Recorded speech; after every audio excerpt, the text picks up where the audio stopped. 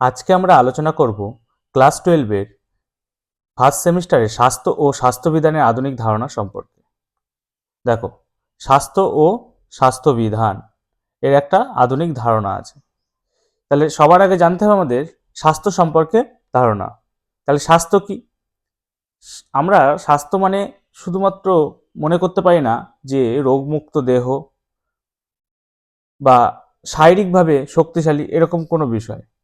তাহলে স্বাস্থ্য সম্পর্কে ধারণা পেতে গেলে কি কি জিনিসগুলো জানতে হবে আমাদের? এক হচ্ছে শারীরিক, মানসিক, সামাজিক ইত্যাদি গুণাবলীগুলির পরিপূর্ণতাকে নির্দেশ করবে। ইত্যাদি গুণাবলীর কি করবে?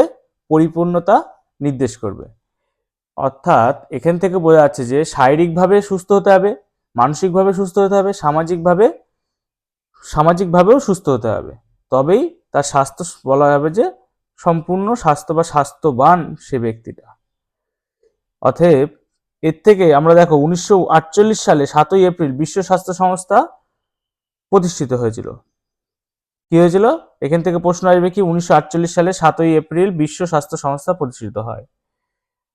আর এই 7ই এপ্রিল দিনটিকে বিশ্ব স্বাস্থ্য দিবস হিসেবেও পালন করা হয়। এরপরে স্বাস্থ্যের সংজ্ঞাতে আসো। স্বাস্থ্যের সংজ্ঞা বলতে কি বোঝানো হয়েছে? হু বা বিশ্ব স্বাস্থ্য সংস্থা, একটু আগে বললাম, তিনি স্বাস্থ্যের একটা সংজ্ঞা দিয়েছেন। সেই সংজ্ঞাটা কি? Health is a state of complete physical, mental and social well-being, not merely the absence of disease or infirmity. এটাকে বাংলায় করলে কি হয়? দেখো, পরের লাইনেই দেওয়া রয়েছে বাংলায়, আমরা দুটোই মুখস্থ করব। বলেছে যে স্বাস্থ্য বলতে শুধুমাত্র রোগের অনুপস্থিতি নয়, স্বাস্থ্য হলো ব্যক্তির শারীরিক, মানসিক, সামাজিক পরিপূর্ণতা। এটা আগেও পড়লাম আমরা, উপরে ভূমিকাতে দেওয়া ছিল। তাহলে এটা আমাদেরকে মুখস্থ রাখতে হবে। এরপরে দেখো দেওয়া রয়েছে স্বাস্থ্য। তাহলে স্বাস্থ্য হলো ব্যক্তির সেই অবস্থা। কি অবস্থা? সম্পদ ও ব্যক্তিগত সম্পর্কের সমষ্টি যা তাকে জীবনে সাফল্য আনতে সাহায্য করে। তুমি একটা কথা ভাবো যে তোমার যদি স্বাস্থ্য বা তোমার শরীর খুব ভালো থাকে বা স্বাস্থ্যটা ভালো থাকে, তুমি যে কোনো কাজ করতে গেলে তাতে আগ্রহ পাবে এবং তাতে সেই কাজটা করার জন্য যে যতটা পরিমাণ এনার্জি দরকার তুমি সেই এনার্জিটুকু দিয়ে কাজটা করতে পারবে। এরপরে আমরা পরের পয়েন্টে রয়েছে, দেখো, স্বাস্থ্যের বিভিন্ন দিক। তাহলে স্বাস্থ্যের বিভিন্ন দিকগুলো রয়েছে। কি কি দিক রয়েছে সেগুলো আমরা একটু দেখে নিই। তাহলে স্বাস্থ্যের বিভিন্ন দিক, 1 নম্বর রয়েছে, দেখো, শারীরিক স্বাস্থ্য।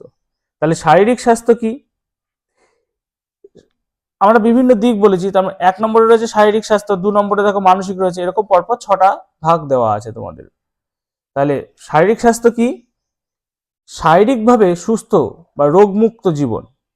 দেখো, এখানে দেওয়া রয়েছে নিরোগ সুস্থ জীবনযাপন, উত্তম দেহভঙ্গি। উত্তম দেহভঙ্গি মানে সরি, এখানে বললাম উন্মুক্ত দেহভঙ্গি।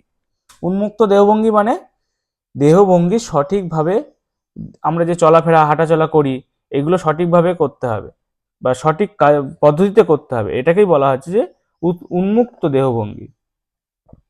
তাহলে শারীরিক স্বাস্থ্য একটা হয়ে গেল পয়েন্ট। তাহলে এর প্রভাব কি কি আছে? সক্ষমতার উন্নতি, অভ্যন্তরীণ যন্ত্রতন্ত্র সমন্বয়ে কার্যক্ষমতা বৃদ্ধি, রোগ প্রতিরোধ ক্ষমতা বৃদ্ধি, পরপর পয়েন্ট দেওয়া রয়েছে, দেখে নেবে। 2 নম্বরে রয়েছে আমাদের মানসিক স্বাস্থ্য। শুধুমাত্র শারীরিক স্বাস্থ্য ভালো হলেই যে ব্যক্তি সুস্থ সেটা বলা যাবে না। সে ধরো শারীরিকভাবে ভালো রয়েছে কিন্তু মানসিকভাবে খুবই ভেঙে পড়েছে বা মানসিকভাবে বিভিন্ন চিন্তায় সে মগ্ন হয়ে রয়েছে, তখন তার মানসিক স্বাস্থ্য ভালো নয়, এটা বিবেচিত হবে। তাহলে মানসিক স্বাস্থ্যটাও একটা ব্যক্তির জীবনে খুবই ইম্পর্টেন্ট। যেরকম দেখো প্রভাবগুলি কি দিয়েছে, মানসিক দৃঢ়তা বৃদ্ধি পায়, মানসিক বিশ্লেষণ শক্তির উন্নতি ঘটায়। বিশ্লেষণ শক্তি মানে কি? কোনো কিছু নিয়ে চিন্তা ভাবনা করার সেই সমস্ত শক্তিগুলো। এরপর হচ্ছে সামাজিক স্বাস্থ্য। তাহলে সামাজিক স্বাস্থ্য একটা বিষয়, সমাজের সর্বস্তরের মানুষের সঙ্গে, মানে আমি যখন যেখানে আছি তার পাশে সমস্ত মানুষের সাথে আমি যদি সুসম্পর্ক স্থাপন করতে পারি তাহলে কি আমি সামাজিকভাবে খুব শান্তিতে থাকতে পারবো। তাহলে এটাও একটা সামাজিক স্বাস্থ্যকে বোঝানো হচ্ছে। এর প্রভাবগুলো আছে, প্রভাবগুলো পড়বে। এরপর হচ্ছে বৌদ্ধিক স্বাস্থ্য। বৌদ্ধিক স্বাস্থ্য কি? কোনো সমস্যার চিন্তার দ্বারা সঠিক সিদ্ধান্ত গ্রহণ। যে কোনো সমস্যায় চিন্তার দ্বারা, যখন চিন্তা করব সেই চিন্তার দ্বারা যদি সঠিক সিদ্ধান্ত গ্রহণ, আমি ধরো কোনো একটা সমস্যা আছে, এমন একটা চিন্তা ভাবনা করছি কিন্তু সমস্যার সমাধান পাচ্ছি না, তাহলে তার বৌদ্ধিক স্বাস্থ্য সঠিক হচ্ছে না বা বৌদ্ধিক স্বাস্থ্য ঠিক নেই। তাহলে এই বৌদ্ধিক স্বাস্থ্য আমাদের খুবই দরকার। এর প্রভাব কি? ব্যক্তিগত, দলগত, সামাজিক উন্নতি বিকাশে সাহায্য করে। তাহলে এখান থেকে আমি একটা উদাহরণ বলতে পারি তোমাদেরকে। ধরো কোনো একটা খেলায়, ক্রিকেট খেলায় ক্যাপ্টেন যদি কোনো ডিসিশন নেয়, সেটা সঠিক যদি ডিসিশন না হয়, তাহলে কি হবে? দল পরাজয়ের শিকার হতে পারে, দলের মধ্যে, প্লেয়ারদের মধ্যে ঝামেলা হতে পারে। তাই এই যে বৌদ্ধিক স্বাস্থ্য প্রত্যেকটা দলগত খেলায় এবং যে কোনো অর্গানাইজেশনের কোনো যদি হেড থাকে, তাদের বৌদ্ধিক স্বাস্থ্য খুব ভালো হওয়া উচিত বা ভালো হওয়া দরকার, না হলে সেই সংস্থা সাফল্য অর্জন করবে না। এরপর রয়েছে পরিবেশগত স্বাস্থ্য। পরিবেশগত স্বাস্থ্য কি? পরিবেশের সঙ্গে সুসম্পর্ক বা উপযুক্ত জ্ঞান। পরিবেশের মানে এই যে আমাদের পরিবেশে রয়েছে বিভিন্ন রকম গাছপালা, বিভিন্ন রকম নদ নদী, এই সম্পর্কে আমাদের যদি সঠিক জ্ঞান না থাকে যে নদীতে গিয়ে আমাদের নোংরা করা উচিত নয়, বা নদীর জলকে সঠিকভাবে ব্যবহার করা উচিত, নদীর জলে দূষিত নোংরা বজ্র পদার্থ ফেলবো না, এইগুলোই হচ্ছে পরিবেশগত স্বাস্থ্য। তাহলে এইগুলো কি হলে কি কি হবে? অনুকূল পরিবেশ তৈরি হবে আমাদের পরিবেশে, বসবাসযোগ্য নির্মল পরিবেশ সৃষ্টি হয়। আমরা এখন কি করি? নদীতে গিয়ে সব জিনিস ফেলে দিই, তাহলে যে কোনো জিনিস, তাই এগুলো ফেলা উচিত নয়। এরপর হচ্ছে পেশাগত স্বাস্থ্য। পেশাগত স্বাস্থ্য খুবই ইম্পর্টেন্ট একজন ব্যক্তির ক্ষেত্রে, কারণ একজন ব্যক্তি সে পেশাগতভাবে কোনো না কোনো কাজে যুক্ত থাকবে, এবং সেই কাজ করার মাধ্যমে সে যদি আত্মমর্যাদা বা আত্মতুষ্টি না পায়, তাহলে কিন্তু তার পেশাগত স্বাস্থ্য ভালো থাকবে না, এবং সে সেখানে গিয়ে কাজ করতে চাইবে না, এবং কাজ করলেও সে মন দিয়ে করতে পারবে না, এবং তার কিছুদিন পরে সেই কাজের প্রতি একঘেয়েমি চলে আসবে, এবং সে সেই কাজটাকে মনের থেকে করবে না। তাহলে এইগুলোর প্রভাব কি কি হতে পারে? আত্মবিশ্বাস বৃদ্ধি করবে। যদি পেশাগত স্বাস্থ্য ভালো থাকে, তাহলে আমি এই কাজটা করছি, হ্যাঁ আমিই পারবো, আমি ভালো পারছি এটা, বা ভালো পারবো। সামাজিক মর্যাদা বৃদ্ধি পায়। যদি আমি কাজে সাকসেস পাই, তাহলে সামাজিক মর্যাদা কি হবে? বৃদ্ধি পাবে। এরপর হচ্ছে স্বাস্থ্য শিক্ষা। এই স্বাস্থ্য শিক্ষাটা কি? স্বাস্থ্য সম্পর্কে ব্যক্তির জীবনে যদি সঠিক ধারণা না থাকে, তাহলে সেই ব্যক্তি সঠিক স্বাস্থ্য অর্জন করার যে প্রক্রিয়াগুলো, সেইগুলো সম্পন্ন করতে পারবে না। তাহলে স্বাস্থ্য শিক্ষাটা হচ্ছে সেই একটা পন্থা যার মাধ্যমে ব্যক্তিকে সেই স্বাস্থ্যের বিভিন্ন বিষয়গুলো সম্পর্কে তাকে জ্ঞাত করবে বা জানাবে। এবং যেরকম আমরা বই পড়ে সমস্ত কিছু জানতে পারি, সেই স্বাস্থ্য শিক্ষাও সেরকম একটা বিষয়, যে মানুষের বিভিন্ন স্বাস্থ্য আচরণবিধি, সুঅভ্যাস, এইগুলো সম্পর্কে ধারণা বা চেতনা দেবে। দেখো, তাহলে শুধুমাত্র যে আচরণবিধি তা নয়, এটা সামাজিকভাবেও বলেছি, রাজনৈতিক, মানসিক, সামাজিক, প্রাক্ষবিক গুণাবলীগুলির কার্যকরভাবে প্রকাশ করতেও পারবে। এরপর হচ্ছে স্বাস্থ্য শিক্ষার লক্ষ্য। তাহলে স্বাস্থ্য শিক্ষার লক্ষ্য কি থাকবে? স্বাস্থ্য শিক্ষার লক্ষ্য, আমাদের যে কোনো বিষয়ের লক্ষ্য একটাই হওয়া উচিত, যে স্বাস্থ্য, যে কোনো বিষয় না, এখানে স্বাস্থ্য শিক্ষা বলছি, স্বাস্থ্য শিক্ষা বিষয়ে বলছি। স্বাস্থ্য শিক্ষার লক্ষ্য কি হওয়া উচিত? যে শিশুকে ছোটবেলা থেকেই সুঅভ্যাস তৈরি করা, শারীরিক ও মানসিকভাবে স্বাস্থ্যবান করে তোলা, পজিটিভ চিন্তাভাবনার মানসিকতা তৈরি করা, এবং স্বাস্থ্যের দৃষ্টিকোণ থেকে শারীরিক ও মানসিক গুণাবলীর উন্নয়ন প্রভৃতির সাধন করা। এটাই হচ্ছে স্বাস্থ্য শিক্ষার কি লক্ষ্য।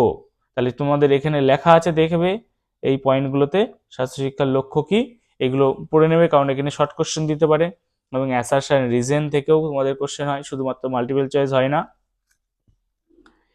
এরপরে রয়েছে স্বাস্থ্য শিক্ষার উদ্দেশ্য। তাহলে স্বাস্থ্য শিক্ষার উদ্দেশ্য কি আছে?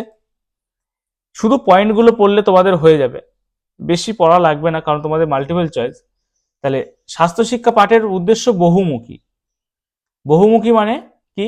মানে এর মানে এগুলো শিখলে এর প্রভাব হবে অনেক দিক দিয়ে, তুমি প্রভাব লক্ষ্য করতে পারবে।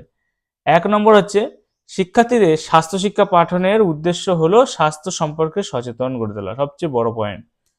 2 নম্বর হচ্ছে রোগী এবং সাধারণের মধ্যে স্বাস্থ্যকর অভ্যাস গড়ে তোলা। দেখো, রোগী ও সর্বসাধারণের মধ্যে স্বাস্থ্যকর অভ্যাস গড়ে তোলা। 3 নম্বর পয়েন্টে দেখো কি রয়েছে, স্বাস্থ্য সাক্ষরতা গড়ে তোলা। স্বাস্থ্য সাক্ষরতা মানে স্বাস্থ্য সম্পর্কে যে জ্ঞান ফার্স্টেই বলেছি সেটা গড়ে তোলা। শিক্ষার্থীদের স্বাস্থ্য শিক্ষা পাঠনের উদ্দেশ্য, তাহলে পাঠনের উদ্দেশ্য কি থাকবে, এই পয়েন্টগুলো তোমরা শুধুমাত্র দেখে নেবে একবার করে। স্বাস্থ্যতা সম্পর্কে তথ্য প্রদান, সুস্বাস্থ্যের বৈশিষ্ট্য পালন, ঠিক আছে। পূর্ব সতর্কতা প্রতিরোধমূলক ব্যবস্থা, পূর্ব সতর্কতাটা কি, আমি যদি কোনো রোগ বা কোনো অসুখ হয়, তখন আমি যদি সেই রোগ বা অসুখ সম্পর্কে আগে থেকেই জানি যে এই রোগ হলে এইগুলো করতে হয় বা এইগুলো করা উচিত নয়, তাহলে এই যে পূর্ব সতর্কতা এবং প্রতিরোধমূলক ব্যবস্থা আমরা যদি আগের থেকে মানে জ্ঞান থাকে, আমাদের পূর্ব জ্ঞান থাকে, তাহলে আমি সেটা খুব সহজেই সেটাকে নিয়ন্ত্রণ করতে পারবো, সেটাকে পরিচালনা করতে পারবো সেই রোগ সম্পর্কে। তারপর হচ্ছে আরোগ্য বিধানের সহযোগিতা। আরোগ্য বিধানে মানে সুস্থ হতে, কোনো ব্যক্তি যদি রোগে ভুগছে সেটা থেকে যদি সুস্থতার পথে নিয়ে যাওয়ার জন্য সহযোগিতা লাভ করবে কি, এই স্বাস্থ্য সম্পর্কে আমাদের বা স্বাস্থ্য শিক্ষার ধারণা। মানসিক ও প্রাক্ষবিক স্বাস্থ্যের উন্নতি করা, এটাও একটা পয়েন্ট। নাগরিকত্বের দায়িত্ব সম্পর্কে জ্ঞান বৃদ্ধি করা, তাহলে নাগরিক হিসেবে আমার কি কি জ্ঞান মানে দায়িত্ব আছে সমাজে, সেই সমস্ত জ্ঞানগুলো কি হবে, বৃদ্ধি পাবে এই স্বাস্থ্য শিক্ষার মাধ্যমে। এরপরে আমাদের পয়েন্টে রয়েছে দেখো স্বাস্থ্যবিধান। তাহলে এই স্বাস্থ্যবিধান কি, এটাকে মানে এটাকে বলতে গেলে বলা হয় যে পার্সোনাল হাইজিন। দেখো এখানে তোমাদের দেওয়া রয়েছে পার্সোনাল হাইজিন। তাহলে হাইজিন কি, যে আমাদের পরিষ্কার পরিচ্ছন্ন থাকতে হবে, প্রতিনিয়ত নখ কাটতে হবে, চুল কাটতে হবে, চোখের যত্ন নিতে হবে, কানের যত্ন নিতে হবে, তাছাড়া ত্বকের যত্ন নিতে হবে, মানে ত্বক মানে গায়ের আমরা স্নান করছি তখন পরিষ্কার করে ডোলে সাবান দিয়ে স্নান করতে হবে, মানে ত্বকের যত্ন নিতে হবে। এইগুলো হচ্ছে আমাদের স্বাস্থ্যবিধান। তাহলে স্বাস্থ্যবিধান বা স্বাস্থ্যবিধি এর লক্ষ্যগুলো কি, ব্যক্তিগত স্বাস্থ্যবিধি আছে। আচ্ছা লক্ষ্য একটু বলে নিই, এর লক্ষ্য কি, ব্যক্তি বা সমাজের স্বাস্থ্যকর উপায়টাকে রক্ষা করা বা বিজ্ঞানসম্মতভাবে স্বাস্থ্যের খেয়াল রাখা। এর স্বাস্থ্যবিধির দুটি দিক আছে, একটা হচ্ছে ব্যক্তিগত স্বাস্থ্যবিধি আর একটা হচ্ছে সামাজিক স্বাস্থ্যবিধি। তাহলে ব্যক্তিগত স্বাস্থ্যবিধিও বিভিন্ন রকম হতে পারে, যেরকম ব্যক্তির, দেখো এখানে দেওয়া রয়েছে ব্যক্তির শারীরিক, মানসিক, সামাজিক সমস্ত দিকে ব্যক্তিসম্মত পরিবেশ তৈরি করা, কি বলে, সামাজিক সমস্ত দিকে স্বাস্থ্যসম্মত পরিবেশ তৈরি এবং তার যথার্থ প্রয়োগকে ব্যক্তিগত স্বাস্থ্যবিধি বলা হয়। তাহলে এই স্বাস্থ্যবিধি কাকে বলে এটা তোমরা পড়লে এখানে। তাহলে ব্যক্তিগত স্বাস্থ্যবিধির উদ্দেশ্য পরপর পড়ে নেবে। 1 নম্বর দেখো রয়েছে স্বাস্থ্য সচেতনতা বৃদ্ধি করা, সব জায়গায় একই রকম পয়েন্ট আছে, একটু আলাদা আছে, একটু পড়ে নেবে, একদম সোজা জিনিস এগুলো। ব্যক্তির উন্নতির জন্য দেহের গঠন ও কার্যাবলী সম্পর্কে ধারণা দেওয়া, পুষ্টিকর খাদ্যের প্রয়োজনীয়তা ও সুষম খাদ্য সম্পর্কে জ্ঞান বৃদ্ধি করা। সুষম খাদ্য মানে কি, যে খাবারগুলো খেলে সমস্ত পুষ্টি গুণ আমাদের মধ্যে আসবে, যেরকম দুধ ডিমকে বলা হয় যে পুষ্টি মানে সুষম খাদ্য, দুধকে বলা হয়, কিন্তু কয়েকটা জিনিস এখন ওর মধ্যেও পাওয়া যাচ্ছে না, সেগুলোকে বাদ দিয়ে বলা হয় যে সুষম খাদ্য। সমাজে প্রতিটি মানুষের স্বাস্থ্যের উন্নতি এবং সমাজে তথা দেশকে সুন্দরভাবে গড়ে তোলা। এই পর্যন্ত আমরা আজকে পড়বো। এরপরে আমরা বিভিন্ন রকম পার্সোনাল হাইজিন যেগুলো রয়েছে, যেরকম চোখের যত্ন, দেখো এখানে রয়েছে পয়েন্ট, ত্বকের যত্ন, এইগুলো পরবর্তী ক্লাসে আমরা পড়বো।